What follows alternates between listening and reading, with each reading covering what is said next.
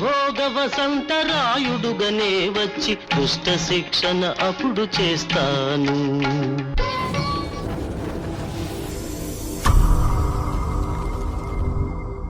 ಆಹಾರ ಪದಾರ್ಥಗಳ ಬೆಲೆ ಗಗನಕ್ಕೆ ಏರುತ್ತದೆ.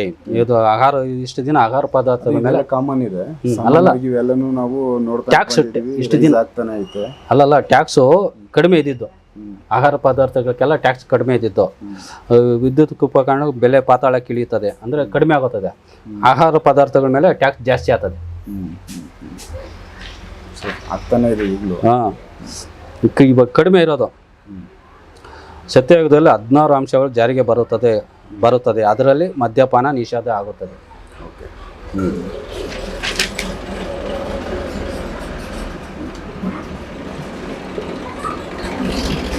15 ತಿಂಗಳಲ್ಲಿ ಮುಖ್ಯಮಂತ್ರಿ ಬದಲಾವಣೆ ಆಗುತ್ತದೆ ಅಂತ ಆಗ್ಯವರಲ್ಲ.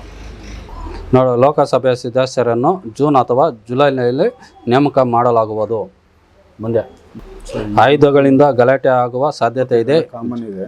ನೆಕ್ಸ್ಟ್ ಬುಕ್ ಅಲ್ಲಿ ನೋಡೋಣ ಏನು ಬರೆದಿದ್ದಾರೆ. ಇದು ನೋಡಿ, ಭಾರಿ ಪ್ರಮಾಣದಲ್ಲಿ ಜಲಪ್ರಳಯ ಆಗುತ್ತದೆ. ಆಂಧ್ರ ಪ್ರದೇಶ, ತೆಲಂಗಾಣ ಮತ್ತು ಒಡಿಶಾ ಇತರೆ ರಾಜ್ಯಗಳಲ್ಲಿ 56% ಜಲಪ್ರಳಯ ಆಗುತ್ತದೆ. ಇದು ಆಗಲು ಬಂದೈತೆ. ಯಾವಾಗಿದು? 12/2006 2024 ಆಗೋಗಿದೆಯಾ? ಇಲ್ಲ, ಇನ್ನು ಬಂದಿಲ್ಲ. ಜಲಪ್ರಳಯ ಆವಾಗ ಬರ್ದಿರೋದು 11 ಗಂಟೆ 5 ನಿಮಿಷಕ್ಕೆ ಬಂದೈತೆ ಬೆಳಗ್ಗೆ. ಸೊ ನೆಕ್ಸ್ಟ್ ಬುಕ್ಕಲ್ಲಿ ಏನಿದೆ ನೋಡೋಣವಾ? ಆಂಧ್ರ ಪ್ರದೇಶದಲ್ಲಿ ಸುಮಾರು 20,000 ಕೋಟಿ ನಷ್ಟ ಬರುತ್ತದೆ. ಮೊನ್ನೆ ಗಂಡಿ ಬೀಳ್ತದೆ ಅಂತ ಹೇಳಿದ್ನಿ. ಮೊನ್ನೆ ಒಂದ್ಸರಿ ಆಯಿತು ಅದು. 20,000 ಕೋಟಿ ನಷ್ಟ ಆಗ್ತದೆ ಅಂತ ಹೇಳಿ ಸ್ವಾಮಿ ಹೇಳಿದ್ರು. ಲಾಸ್ಟ್ ವಿಡಿಯೋಗಳಲ್ಲಿ ಒಂದಷ್ಟು ಬುಕ್ಕಲ್ಲಿ ಬರೆದಿರೋದನ್ನು ಮಾತಾಡಿದ್ದೀವಿ. ಮತ್ತಷ್ಟು ಮಾತಾಡೋದು ತುಂಬ ಇದೆ. ಅವುಗಳಲ್ಲಿ ಒಂದು ಸ್ವಲ್ಪ ಪ್ರಯತ್ನ ಪಡ್ತಾ ಇದ್ವಿ. ಎಷ್ಟು ಸ್ಪೀಡಾಗಿ ಜಲ್ದಿ ಆಗುತ್ತೋ ಅಷ್ಟು ಜಲ್ದಿ ಮಾತಾಡ್ತೀವಿ. ಸೊ ಡೈರೆಕ್ಟ್ ತೊಗೊಂಬಿಡಿ. ಈ ಬುಕ್ಗಳಲ್ಲಿ ಈಗ ಒಂದು 3 ಬುಕ್ಕೇ ನಾವು ಓದಿದ್ದೀರಾ. 4ನೇ ಬುಕ್ಕಿಂದ ಶುರು ಮಾಡಿ. ನಮಸ್ಕಾರ ವೀಕ್ಷಕರೇ, ಮೊದಲೇ ಪರಿಚಯ ಆಗಿದ್ದೀನಿ. ಮುಂದೆ ಊಟಕ್ಕೂ ಬರಗಾಲನೇ, ದುಡ್ಗೂ ಬರಗಾಲನೇ ಬರುತ್ತದೆ. ಕೇರಳ ರಾಜ್ಯನೂ ಉಳಿಯೋದಿಲ್ಲ, ತಮಿಳುನಾಡು ಉಳಿಯೋದಿಲ್ಲ. ಕೇರಳ ರಾಜ್ಯಕ್ಕೂ ಅಪಾಯನೇ, ತಮಿಳುನಾಡಿಗೂ ಅಪಾಯನೇ. ಜಾಗ್ರತೆ. ಯಾಕೆ ಕೇರಳ ತಮಿಳುನಾಡು ಏನಾಗುತ್ತೆ? ಸುನಾಮಿ ಬರ್ತದೆ. ಓಕೆ. ಈ ಡ್ಯಾಮ್ಗಳೆಲ್ಲ ಹೊಡೆದು ನೀರು ಆ ಸೈಡು ಈ ಸೈಡು ಹೊರಟೋಗ್ತವೆ. ಕೃಷ್ಣಾ ನದಿ ಡ್ಯಾಮ್ ಹೊಡೆದೈತೆ ಅಂದರೆ ಇನ್ನು ಕ್ಲೀನೇ. ಓಕೆ. ಸತ್ಯ ಈಗ ವೀರಭೋಗ ವಸಂತರಾಯ ಸ್ವಾಮಿ ಅವತಾರ, ವೀರಭೋಗ ವಸಂತರಾಯ ಸ್ವಾಮಿ ಸಾಮ್ರಾಜ್ಯ 32ರಿಂದ 34ರಲ್ಲಿ ಸ್ವಾಮಿಯ ಸಾಮ್ರಾಜ್ಯ ಪ್ರಾರಂಭವಾಗುತ್ತದೆ. ಕಲ್ಕಿ ರಾಜನಾಗಿ ಕೂತ್ಕೊಂಡ 32-34 ಒಳಗಡೆ 2032 2034 ಒಳಗಡೆ 32ರಿಂದ 34 ಇಲ್ಲ 35 ಒಳಗಡೆ. ಸೊ 1 ವರ್ಷ ಹೆಚ್ಚು ಕಮ್ಮಿ ಇತ್ತು. ಅಂದರೆ ಇನ್ನೂ ಒಂದು 9 ವರ್ಷ. ಅಷ್ಟೊತ್ತಿಗೆಲ್ಲ ಬದಲಾವಣೆ ಆಗ್ಬೇಕಲ್ಲ. ಇವಾಗ ಹಂಪಿ ಎಷ್ಟು ಇಂಪ್ರೂವ್ಮೆಂಟ್ ಆಗಬೇಕು, ಎಷ್ಟು ಇದು ಮಾಡಬೇಕು.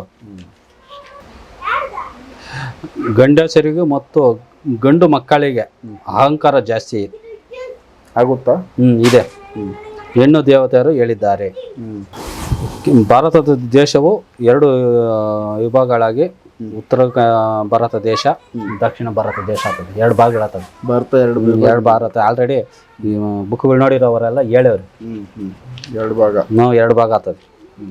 ದಕ್ಷಿಣ ಅರೇಬಿಯಾ ಸಮುದ್ರದಲ್ಲಿ ಸುನಾಮಿ ಅಥವಾ ಸೈಕ್ಲೋನ್ ಪ್ರಾರಂಭ ಆಗುತ್ತದೆ. ಈ ಸುನಾಮಿ ಭಾರಿ ಗಾತ್ರದ ಸುನಾಮಿ ಆಗಿರುತ್ತದೆ. ತಮಿಳುನಾಡು, ಕರ್ನಾಟಕ ಮತ್ತು ಇತರೆ ಸಮುದ್ರ ಭಾರಿ ತುಫಾನು ಅಥವಾ ಸುನಾಮಿ ಪ್ರಾರಂಭವಾಗುತ್ತದೆ. ಇದು ಭಾರಿ ಡೇಂಜರ್. ಈ ಸುನಾಮಿ ಆಗಲಿ ಭಾರಿ ಡೇಂಜರ್. ಡ್ಯಾಮ್ ಒಡೆದು ಆ ನೀರು ಆಂಧ್ರ ಪ್ರದೇಶದಲ್ಲಿರುವ ವಿಜಯವಾಡ ಜಿಲ್ಲೆಯಲ್ಲಿರುವ ಕನಕದುರ್ಗಮ್ಮ ದೇವಿ ಮೂಗುತಿಗೆ ನೀರು ಬಂದು ಹೊಡೆಯುತ್ತದೆ. ಅದು ಎಲ್ಲರೂ ಹೇಳ್ಯಾರ. ಹೌದು. ಇದು ನಾನೇ ಹೇಳ್ಬೇಕನ್ನೋದು. ನಿಮ್ಗೆ ಹೆಂಗೆ ಗೊತ್ತಾಯ್ತಿದ್ದು?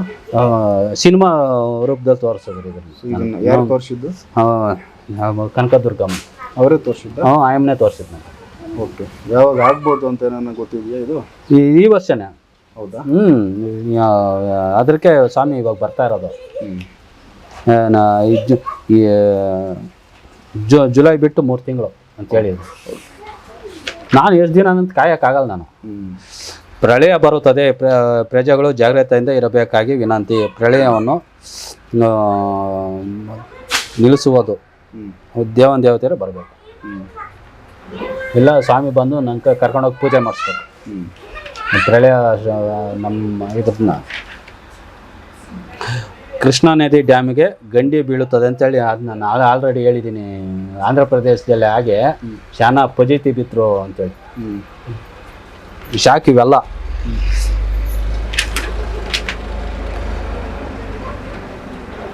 ನೋಡು, ಮಳೆನೂ ಬರುತ್ತದೆ, ಅದ್ರ ಜೊತೆ ಭಾರಿ ಗಾಳಿನೂ ಬರುತ್ತದೆ ಅಂತೇಳಿ.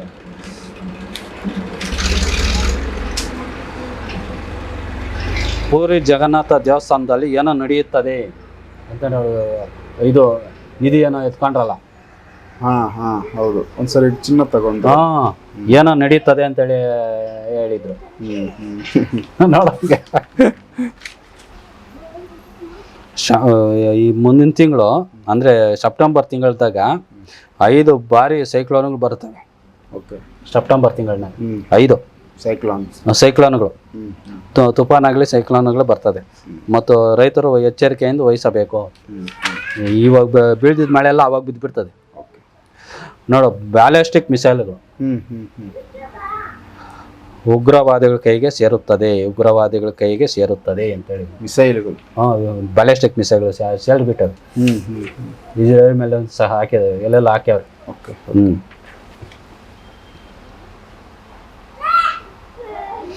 3 ವರ್ಷಗಳ ನಂತರ ಶನಿಮಾತ್ಮ ದೇವರು ಮೀನರಾಶಿಯಿಂದ ಮೇಷರಾಶಿಗೆ ಬಂದ ಮೇಲೆ, ಅಂದರೆ ಮೀನರಾಶಿಗೆ ಬರ್ತಾರಲ್ಲ, ಅಲ್ಲಿಂದ ಸ್ಟಾರ್ಟ್ ಮಾಡಿದ್ರೆ ಮೇಷರಾಶಿಗೆ ಬರೋವರೆಗೂ ಕಷ್ಟಗಳ. ಮೇಷರಾಶಿಗೆ ಬಂದಮೇಲೆ ಯಾರ್ಯಾರು ಬದುಕಿರ್ತಾರೋ ಅವ್ರಿಗೆಲ್ಲ ಒಳ್ಳೇದೆ.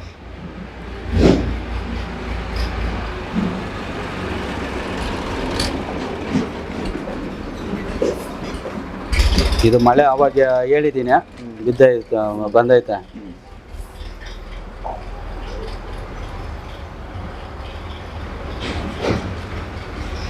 ಪ್ರಪಂಚದಲ್ಲಿ ಅತಿ ಹೆಚ್ಚು ಹೆಣ್ಣು ಮಕ್ಕಳೇ 73% ಉಳಿತಾರೆ ಸಾಕಿದ್ದು. 5ನೇ ಬುಕ್ಕು ಪ್ರೇಕ್ಷಕರೇ. BP, ಶುಗರ್, ಸಕ್ಕರೆ ಕಾಯಿಲೆ, ಇತರೆ ಕಾಯಿಲೆಗೂ ಶಾಶ್ವತವಾಗಿ ಪರಿಹಾರ. ಯಾವಾಗ ಹೆಂಗಿದು? ಇದು ಸ್ವಾಮಿ ಬರ್ತಾರಲ್ಲ, ಸೌದೆ ಒಲೆಗಳಾಗ ಮಾಡಬೇಕಲ್ಲ, ಅವಾಗೇನು BP, ಶುಗರ್ ಏನಿರಲ್ಲ, ಕ್ಲಿಯರ್ ಆಗುತ್ತೆ. ಕ್ಲಿಯರ್ ಆಗುತ್ತದೆ. ಸೂಪರ್. ಮೋಸ್ಟ್ಲಿ ಸ್ವಾಮಿ ಬಂದಮೇಲೆ ಇವಕ್ಕೇನು ಸಮಸ್ಯೆ ಪರಿಹಾರಕ್ಕೆ ಇರಬೇಕು ಅನಿಸುತ್ತೆ. ನೋಡೋಣ, ಯಾಕಂದ್ರೆ ನಂಗೆ ಗೊತ್ತಾಗುತ್ತದೆ. ತಿಳಿಸುವಂಥ ಸ್ವಾಮಿ ಸುಮಾರು ಅಂದರೆ ಹೇಳ್ತಾನೆ ಅವರೇ. ಆದಷ್ಟು ಫೇಸ್ಬುಕ್ಕಲ್ಲಿ 3 ವರ್ಷದಿಂದ ಹಾಕಿದ್ದೆ. ಫೇಸ್ಬುಕ್ಕಲ್ಲೇ 3 ವರ್ಷಗಳ ಕಾಲ ಹಾಕಿದ್ದೆ. ಅವರು ನಂಗೆ ಲೈಕ್ ಮಾಡಿದ್ವಿ ಅಂತ ಹೇಳ್ತಾರೆ. ನಂಗೇನಕ್ಕೆ ಬೇಕು ಲೈಕು? ಏನೋ ಪ್ರಜೆಗಳಿಗೆ ಇನ್ನೊಬ್ರಿಗೆ ಶೇರ್ ಮಾಡ್ತಾರೆ ಅನ್ನೋ ಉದ್ದೇಶದಿಂದ, ತಿಳ್ಕೊಂಡ್ಲಿ ಅನ್ನೋ ಉದ್ದೇಶದಿಂದ ನಾನು ಫೇಸ್ಬುಕ್ಕಲ್ಲಿ 3 ವರ್ಷ ಹಾಕಿದ್ದೆ. ಆಮೇಲೆ ಸ್ವಾಮಿ ಯಾರಿಗೂ ಕಳಿಸ್ಬೇಡ ಅಂದ್ಬಿಟ್ರು. ಓಕೆ. ಸೊ ಇನ್ನೇನು ಇಂಪಾರ್ಟೆಂಟ್ ಇದೆ ಹೇಳ್ಬಿಡಿ. ಈ ತಂಬಾಕೆಲ್ಲ ನಿಷೇಧ ಆಗ್ತದೆ. ತಂಬಾಕು ಗುಟ್ಕಾ ಅದು ಎಲ್ಲ ನಿಷೇಧ ಆಗಿಬಿಡ್ತದೆ. ಅವೆಲ್ಲ ನಿಷೇಧ ಆದ್ರೇ ಆಹಾರ ಪದಾರ್ಥಗಳ ಮೇಲೆ ರೇಟ್ ಜಾಸ್ತಿ ಬರೋದು. ಶ್ರೀ ವೆಂಕಟರಮಣ ಸ್ವಾಮಿ ಮುಕ್ಕೋಟಿ ದೇವತೆಯರೇ ಊರಿನಿಂದ ದೂರ ಮಾಡಿದ್ದಾರೆ. ನಾನು 3 ವರ್ಷಗಳ ಕಾಲ ಯಾರೋ ನಿಜವಾದ ಸ್ವಾಮೀಜಿನ ಊರಿನಿಂದ ಆಚೆ ಇರಬೇಕು. ಕಾಲಜ್ಞಾನಗನ ಬರೆಯೋಕೆ ಬಿಡಲ್ಲ. ಏನೋ ಒಂದು ಕಿರಿಕಿರಿ ಮಾಡ್ತಾರೆ, ಏನೋ ಒಂದು ತಲೆ ತಿಂತಾರೆ. ನಾನು ಒಂದು ಹೇಳಿದ್ರೆ ಅವರೊಂದು ಅರ್ಥ ಮಾಡ್ಕೊಂಡು ಈ ಥರ ಎಲ್ಲ ಪ್ರಾಬ್ಲಮ್ಗಳಾಗ್ತದೆ ಅಂತ ಹೇಳ್ಬಿಟ್ಟು 3 ವರ್ಷ ದೂರ ಇಕ್ಕಿದ್ರು. ಸ್ವಾಮಿನೇ ಊರಾಗ ಆಚೆ ಹೋಗಿ ಬಂದ್ರಿ. ಹೋಗೋವಾಗ ಗಲಾಟೆ ಮಾಡ್ಕೊಂಡು ಹೋಗಿದ್ದು ಮನೆಯಲ್ಲೇ. ಬರೋವಾಗ ಏನು ಗಲಾಟೆನಿಲ್ಲ. ನೋಡಂಗೆ ವಾಪಸ್ ಬಂದಿದ್ದೆ. ನಾನು ಬರಲ್ಲ ಅಂತ ಹೇಳಿದ್ನಿ. ಇಷ್ಟು ದಿನ ಸರ್ಕಾರಿ ಉದ್ಯೋಗ ಶ್ರೀಮಂತರಾಗಿದ್ದರು. ಇನ್ನು ಮುಂದೆ ರೈತರ ಬಾಂಧವರು ಮತ್ತು ರೈತರ ಮಕ್ಕಳೇ ಶ್ರೀಮಂತರು. ರೈತ ಶ್ರೀಮಂತ ಯಾಕಂದ್ರೆ ಆಹಾರ ಪದಾರ್ಥಗಳು ಅವ್ರ ಹತ್ರ ಇರ್ತಾರೆ, ಹೊಟ್ಟೆ ತುಂಬ ತಿಂತಾರೆ. ಮುಂದೆ ಉದ್ಯೋಗನೂ ಇರಲ್ಲ, ವ್ಯಾಪಾರಗಳು ಕಡಿಮೆ. ಉದ್ಯೋಗ ಏನು ಮಾಡಬೇಕು ಅಂದರೆ ರೇಷ್ಮೆ ಮೇಯಿಸ್ಕೊಬೇಕು, ಹಣ್ಣು ಹಂಪಗಳು ಬೆಳ್ಕೊಬೇಕು. ಅದೇ ಉದ್ಯೋಗ ಅವ್ರಿಗೆ ಮುಂದೆ. చాలా ಉದ್ಯೋಗಗಳು ನಷ್ಟ ಆಗುತ್ತದೆ. ನೋಡು, ನಾನು ಒಂದ್ಸರಿ ಹೇಳಿದ್ನೆ, ತುಫಾನು ಆಂಧ್ರ ಪ್ರದೇಶದಲ್ಲಿರುವ ನೆಲ್ಲೂರು ಪ್ರಾಂತ್ಯದಲ್ಲಿ ತುಫಾನು ತೀರಾ ದಾಟುತ್ತದೆ. ನೆಲ್ಲೂರು ಪ್ರಜೆಗಳು ಜಾಗ್ರತೆಯಿಂದ ವಹಿಸಬೇಕು. ಆಯ್ತಾ ಇದು? ಹಾಂ ಎಷ್ಟೋಕ್ಕಿಂತ ಆಗೈತೆ ನೋಡು. ಕರ್ನಾಟಕದಲ್ಲಿ ಯಾವುದಾದ್ರೂ ಡ್ಯಾಮ್ ಕುಸಿಯಬಹುದು. ಪ್ರಜೆಗಳು ಡ್ಯಾಮ್ ಹತ್ತಿರ ಇರುವ ಪ್ರಜೆಗಳು ಜಾಗ್ರತೆಯಿಂದ ಇರಬೇಕು.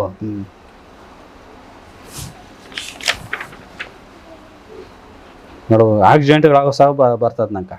ಇಲ್ಲಿ ಅವೆಲ್ಲ ಸ್ಪೀಡಾಗಿ ಹೋಗ್ಬಿಡಿ, ಆಕ್ಸಿಡೆಂಟ್ಗಳು ನಡೀತಾನೆ ಇರ್ತವೆ. ಅತ್ಯಂತ ಭಾರಿ ಮಳೆ ಬೀಳುತ್ತದೆ. ಮಳೆ ಮುಂದುವರಿಯುತ್ತೆ ಡಿಸೆಂಬರ್ 17ನೇ ತಾರೀಕುವರೆಗೂ ಇರ್ತದೆ. ಡಿಸೆಂಬರ್ 17ನೇ ತಾರೀಕುವರೆಗೂ. ಆಂಧ್ರ ಪ್ರದೇಶದಲ್ಲಿರುವ ಪೆನ್ನಾ ನದಿ ಡ್ಯಾಮು ಒಡೆಯುವ ಸಾಧ್ಯತೆ ಇದೆ.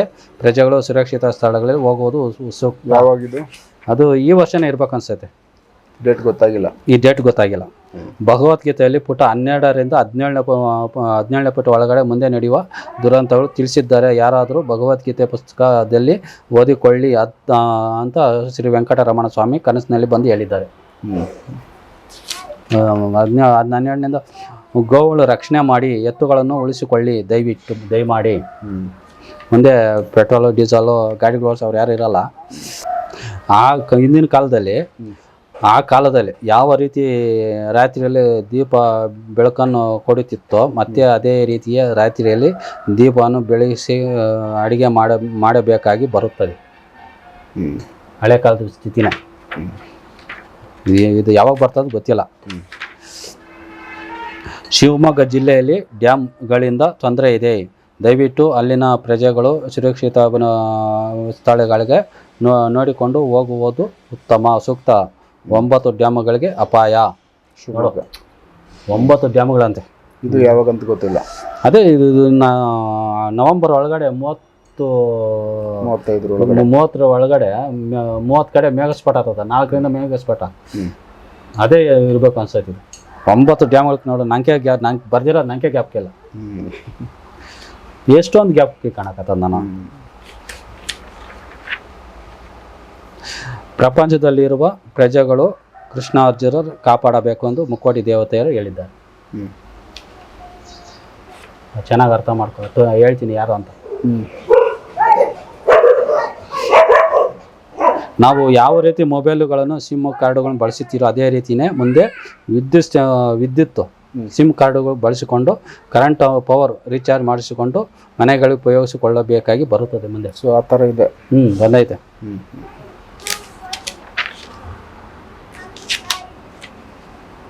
ನೋಡು, ಕೊರೋನಾ ಸಮಯದಲ್ಲಿ ಯಾರೂ ಅನ್ನದಾನ ಮಾಡಬಾರ್ದು ಅಂತ ಹೇಳ್ಯವ್ರು. ನೋಡು, ಮರಸನಹಳ್ಳಿಯಲ್ಲಿ ಯಾವ ರೀತಿಯ ಅನ್ನದಾನನೂ ಮಾಡಬಾರ್ದು. ಯಾಕಂದರೆ ನೀರು ಸಹ ವಿಷಯವಾಗುವ ಸಮಯ ಆದ್ದರಿಂದ ಭಕ್ತಾದಿಗಳು ಊಟ ವಸತಿ ಮತ್ತು ನೀರು ಸಹ ಅವರದೇ ಜವಾಬ್ದಾರಿ ಆಗಿರುತ್ತದೆ. ಯಾರೇ ಆಗಲಿ ಅನ್ನದಾನ ಮಾಡಿದರೆ ಸ್ವೀಕರಿಸಬಾರ್ದು. ಎಚ್ಚರಿಕೆ. ನಾವು ಸತ್ಯ ಬೊಟ್ಟುಗಳಿರ್ತೀವಲ್ಲ ಆವಾಗ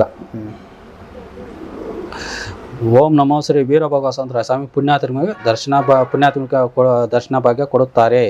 ದರ್ಶನ ಭಾಗ್ಯ ನಂತರ ಭಕ್ತಾದಿಗಳು ನಾವು ಶ್ರೀ ಬ್ರಹ್ಮೇಂದ್ರ ಸ್ವಾಮಿ ನೋಡಿದ್ದೇವೆ ಅಂತ ಭಕ್ತಾದಿಗಳು ಅವರೇ ಮಾತಾಡ್ಕೊಂತಾರೆ. ನಾವು ವೀರಬ್ರಹ್ಮ ಸ್ವಾಮಿ ಯಾವ ರೀತಿ ಇವಾಗ ನಾವು ಫೋಟೋಗಳಾಗಿ ನೋಡ್ತೀವ ಅದೇ ರೂಪದಲ್ಲೇ ಕಾಣಿಸ್ತಾರೆ. ಜನಕ್ಕೆ ಕಾಣಿಸ್ತಾರೆ. ಓಕೆ. ನಾವು ವೀರಬ್ರಹ್ಮ ಸ್ವಾಮಿ ಸ್ವಾಮಿ ನೋಡಿದ್ವಿ, ಅದು ಎಲ್ರಿಗೂ ಕಾಣಿಸಲ್ಲ, ಕೆಲವ್ರಿಗೆ.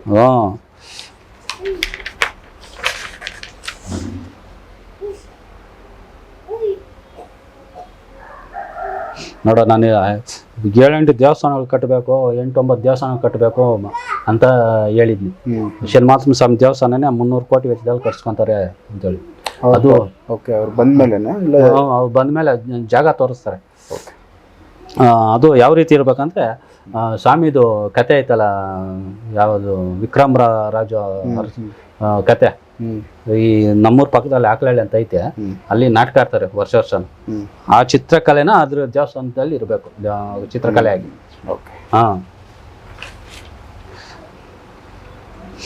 ಮುಂದೆ ಪ್ರಜೆಗಳು ಪ್ರಾಣವನ್ನು ಪ್ರಜೆಗಳು ಅರಕೈಯಲ್ಲಿ ಬಂದಾಗೆ ಆಗ್ತದೆ.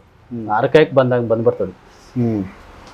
ಬದುಕಿ ಉಳಿತೀವ, ಉಳಿದ್ರೆ ಸಾಕಪ್ಪ, ಅರಕೈಗೆ ಬಂದ್ಬಿಡ್ತಪ್ಪ ಅಂತ ಆ ರೀತಿ ಆಗುತ್ತದೆ.